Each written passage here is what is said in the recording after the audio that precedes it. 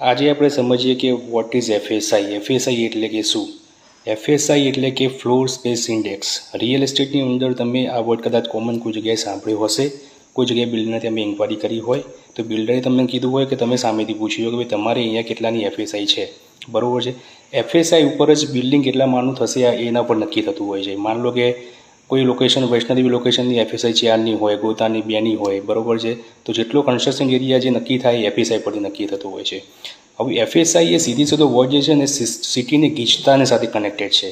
પહેલાં કેવું હતું કે એફએસઆઈ નીચી હતી એટલે બધા લો રાઇઝના બિલ્ડિંગ બનતા હતા. હવે સરકારે એફએસઆઈ વધારી દીધી છે એટલે બધા હવે 14 માળ, 17 માળ, 21 માળ, ઓલમોસ્ટ 33 માળ સુધીની પરમિશન મળી ગઈ છે.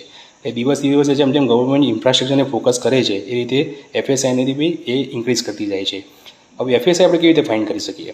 તો FSI that is equal to construction area by total area. એક એનું ઇક્વેશન છે. માન લો કે કોઈ બિલ્ડર જોડે 1000 વાળનો પ્લોટ છે અને એમાં એ જગ્યા ઉપર એરિયાની જે એફએસઆઈ છે 4ની છે, તો એ કન્સ્ટ્રક્શન કેટલું કરી શકે? 4000 સ્ક્વેર યાર્ડનું એ કન્સ્ટ્રક્શન કરી શકે. હવે એફએસઆઈ જે છે એ પર્ટિક્યુલર સ્ટેટ ગવર્મેન્ટ દ્વારા કે બીજી કોઈ ગવર્મેન્ટ ઓથોરિટી હોય, મતલબ કે અર્બન ડેવલપમેન્ટ ઓથોરિટી હોય, એના દ્વારા નક્કી કરવામાં આવતી હોય છે, બરાબર છે.